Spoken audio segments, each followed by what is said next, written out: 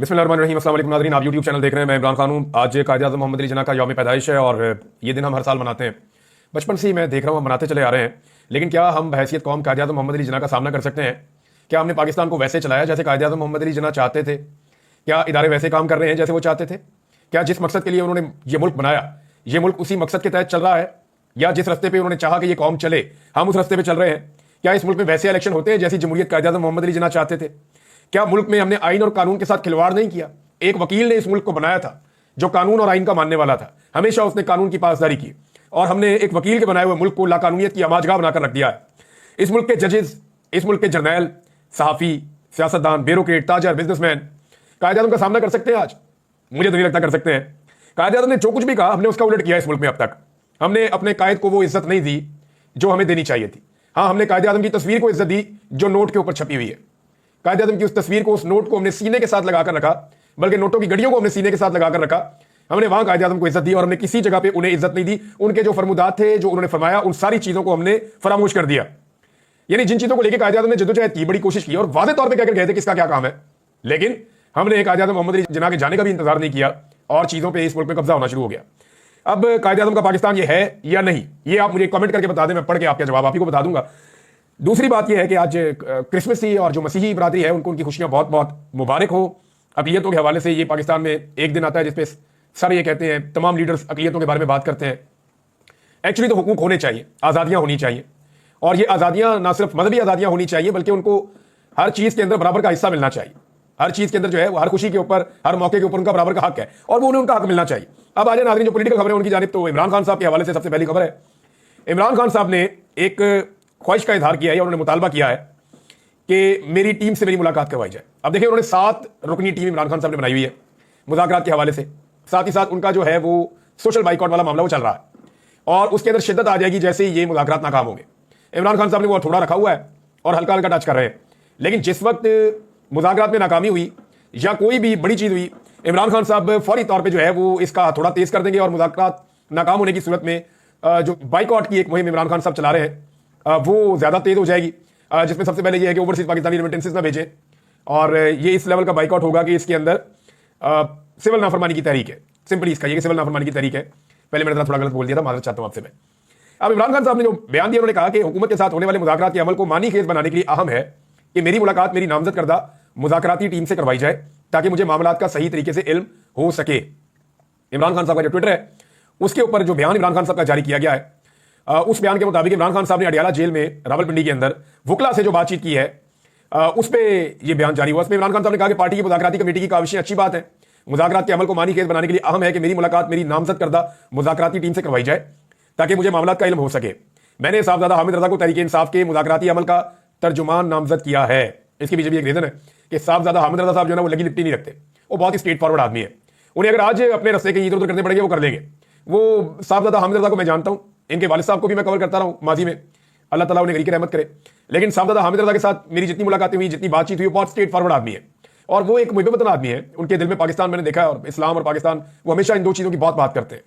तो साहबजादा हामिद रजा साहब को इमरान खान साहब ने मुज़ाकराती अमल का तर्जुमान नामजद किया है। हुकूमत अगर नतीजा खेज मुज़ाकरात चाहती है तो हमारे 2 मुतालबात हैं, एक अंडर ट्रायल सियासी कैदियों की रिहाई, दूसरा 9 मई और 26 नवंबर के वाकयात पर सीनियर तरीन जजेस पर मुश्तमिल जुडिशल कमीशन का क़याम। इमरान खान ने कहा कि इन मुतालबात पर अमल दरामद की सूरत में हम सिविल नाफरमानी की तारीख को मौखर कर देंगे, लेकिन मुझे खदशा है कि हुकूमत हमारे 9 मई और 26 नवंबर की तहकीकात के मुतालबे को पसे पुष्ट डालने की कोशिश करेगी, लेकिन हम ऐसा होने नहीं देंगे। मिलिट्री कोर्ट्स के गैर आईनी फैसलों को मुस्तरद करता हूं। सारी दुनिया ने तो मुस्तरद कर दिया। इमरान खान साहब से मुलाकात हुई, उनसे बात हुई, लोगों ने कहा कि मैं भी मुस्तरद करता हूं। इन फैसलों की वजह से पाकिस्तान की बैनुल-अक़वामी दुनिया में बदनामी भी हो रही है और ऐसे गैर इंसानी अमल से मुल्क को माशी पाबंदियों का सामना भी करना पड़ सकता है। यह फैसला देकर आईनी बेंच के चेहरे पर भी तमाचा मारा गया है। इमरान खान ने कहा कि अब तो अदलिया ने भी एतराफ किया है कि मुल्क में सियासी इंजीनियरिंग हो रही है, जिसका साफ मतलब है कि तहरीक इंसाफ को कुचला जा रहा है और तहरीक इंसाफ को दबाते दबाते हकीकत में जमहूरियत, अदलिया की आजादी और कानून की हुक्मरानी का जनाजा निकाल दिया गया है। कोई मुल्क बैरूनी और अंदरूनी सरमायाकारी के बगैर तरक्की नहीं कर सकता और सरमायाकारी कभी कानून की हुक्मरानी के बगैर आ ही नहीं सकती। लोग पैसे निकालते, लोग कहते हैं मुल्क में कानून ही नहीं है भाई, जो जिसका मर्जी पैसा छीन लेता है, जिसकी लाठी उसकी भैंस, जो दिल करता है जैसे मर्जी करता है, जिसको चुप के अंदर करना अंदर कर देते हैं। वो बेचारे एक बहुत बड़ी कंपनी थी जिनकी वो बोतलें शोतलें बनती थी, उनको पकड़ के अंदर डाल दिया, वो साहब अंदर हो गए, उनका सारा कारोबार तलपट हो गया, पता नहीं कितना, आपको समझ नहीं आती। उसके बाद 1-2 बंदे जो मंजूर नजर है उनकी बोतलों की फैक्ट्रियां बन गई है। यानी पाकिस्तान में तो ऐसा लगता है कि सारे इदारे इस काम पे लगे हुए हैं कि पैसा बनाओ, मुछ लो, जो जहां से ले सकते हो वहां से वो ले लो। कोई मुल्क बैरूनी और अंदरूनी सरमायाकारी के बगैर तरक्की नहीं कर सकता और सरमायाकारी कभी कानून की हुक्मरानी के बगैर नहीं आ सकती। ये इमरान खान साहब ने कहा। लोग पाकिस्तान से बाहर सरमाया मुंतकिल कर रहे हैं क्योंकि यहां तो ना अदलिया आजाद है और ना ही कानून का कोई एहतराम है। इमरान खान ने कहा कि 26वीं आईनी तरमीम के बाद अदलिया के मुकम्मल तौर पर हाथ पांव काट दिए गए हैं। आईनी बेंच का क्याम और उसके फैसले सुप्रीम कोर्ट को शर्मिंदा करने के मुतरादिफ है। अच्छा, इससे पहले इमरान खान साहब ने जेल से मुलाकात के बाद मीडिया से गुफ्तगू करते हुए बैरिस्टर गौहर ने कुछ बातें की थी और उन्होंने ये जो स्टेटमेंट आया इससे पहले जो उन्होंने बातें की थी, उन्होंने क्या कहा कि इमरान खान चाहते हैं कि मुज़ाकरात के लिए टाइम फ्रेम एक मुकर्रर कर दिया जाए। सिविल नाफरमानी की तहरीक पर उन्होंने कोई बात फिलहाल नहीं की, सिर्फ उन्होंने कहा कि मुज़ाकरात करेंगे, वो तहरीक वैसे ही चलती रहेगी।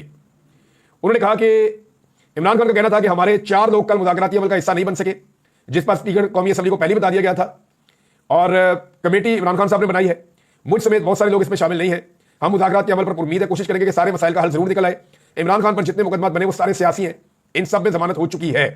इमरान खान ने कहा था कि एक ही रेफरेंस बचा था जिसका फैसला आइंदा माह होना है। हमें उम्मीद है कि अगर फेयर ट्रायल हुआ तो इमरान खान इसमें भी बरी हो जाएंगे और इन्हें जमानत मिल जाएगी। अच्छा जी, अब इमरान खान साहब के हवाले से ये जो फैसला आने वाला है अलकादर का, एक्चुअली तो एक ट्रैक रिकॉर्ड है कि जो फैसला आना है वो इमरान खान के खिलाफ आना है, लेकिन इस मरतबा हुकूमत के बाद और एस्टेब्लिशमेंट के बाद एक मौका है कि वो अपना रिकॉर्ड सीधा कर लें।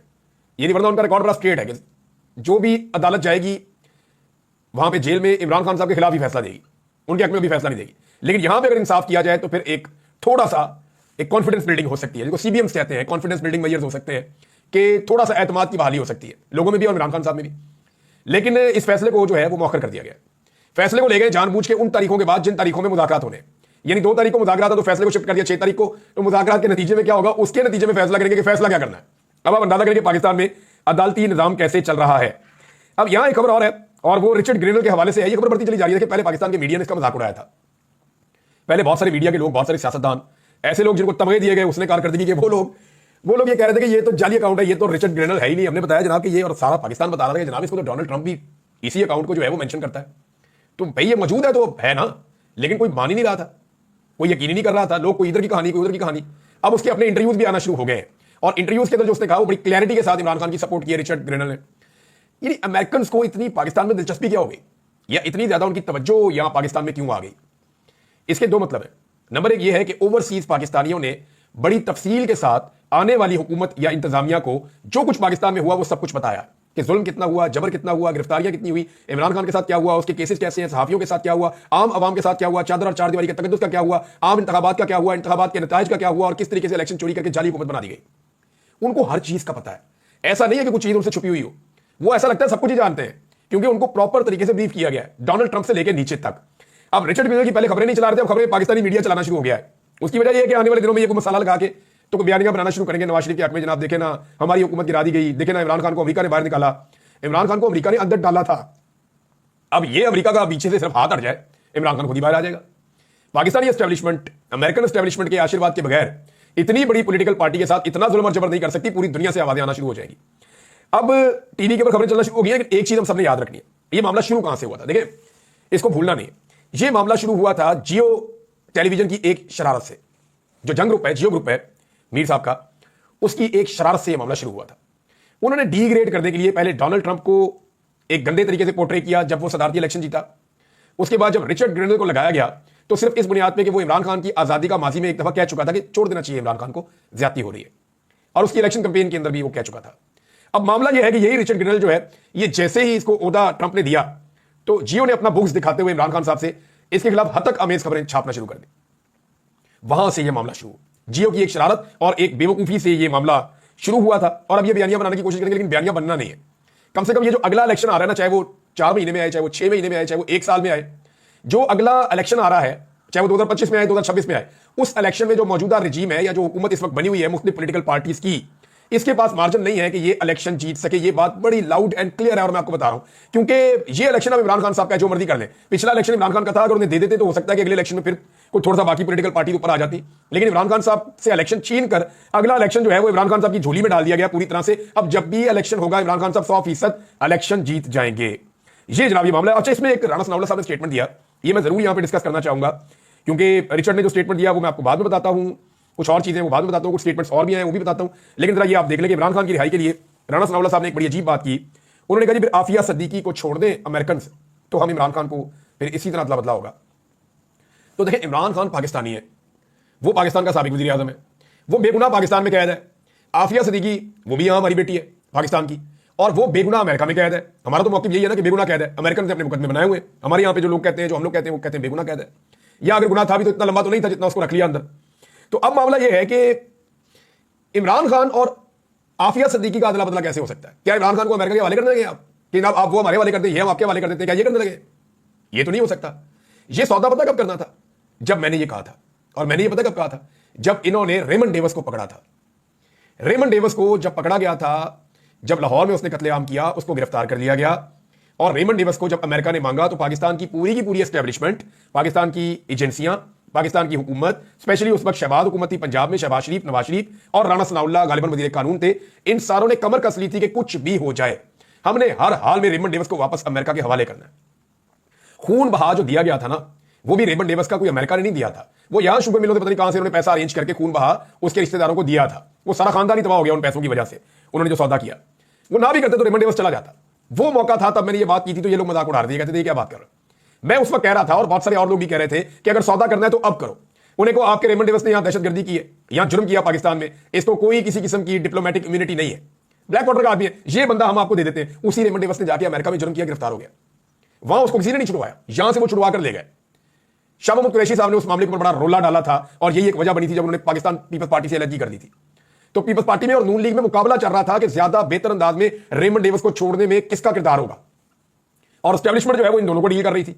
जैसे खसूसी तैयारी में उसको पहुंचाया गया। तो अब मामला यह है कि रेमंड डेविस के बदले करना था ना ये राणा साहब, आपने उस दौर में तो आप मौजूद थे, पंजाब में जुर्म हुआ था, पंजाब में आप मौजूद थे, तो रेमंड डेविस के बदले में आपने किया नहीं। अब आप कहते हैं इमरान खान के बदले में, या तो कोई अमेरिकन अमेरिका में गिरफ्तार हुआ हो तो आप ये मुतालबा करें कि अमेरिका में फलां अमेरिकन गिरफ्तार हुआ है, या मिसाल के तौर पे डोनाल्ड ट्रंप अमेरिका में गिरफ्तार होता और मुतालबा किया जाता या जो बाइडेन अमेरिका में गिरफ्तार हो जाए, तो फिर आप मुतालबा करें जी आप जो बाइडेन को छोड़ दें, हम इमरान खान को छोड़ देते, फिर तो चलो बात समझ आती है, अगर जो बाइडेन बेगुनाह बंद है तो ये अजीबोगरीब बातें करके आप चीजों को इधर से उधर नहीं कर सकते। कुछ खबरें और नाज़रीन आपको देनी है, लेकिन पहले इधर ये रिचर्ड ग्रेनल ने क्या कहा। उन्होंने कहा कि पाकिस्तान के साबिक वज़ीर आज़म इमरान खान को जेल से रिहा किया जाना चाहिए, और टीवी को इंटरव्यू दे रहे थे अमेरिकन टीवी को, उन्होंने कहा कि बानी पीटीए को रिहा किया जाए। ये मैं दबे लफ्जों में नहीं कह रहा, मैं खुलकर कह रहा हूं कि इमरान खान को रिहा किया जाए। उन्होंने कहा कि अक्लो फहम रखने वाले गैर रवायती जो सियासतदान है इमरान खान साहब है, और वो एक बड़े शानदार क्रिकेटर भी हैं, वो कैप्टन भी रहे हैं, फिर वो जो बात करते हैं वो कॉमन सेंस से बात करते हैं इमरान खान साहब। नॉर्मली हमारे जो लीडर हैं उनमें कॉमन सेंस नहीं होती। तो डोनाल्ड ट्रंप भी एक बड़ा ज़हीन आदमी अपने तरीके से चलता है, तो इमरान खान साहब जो है उनमें भी जहानत है। तो इमरान खान साहब अपने मुंह से कई मरतबा कहते थे कि इनको वेस्ट को कैसे कंट्रोल करना है, इनसे कैसे बात करनी है, ये मुझे पता है।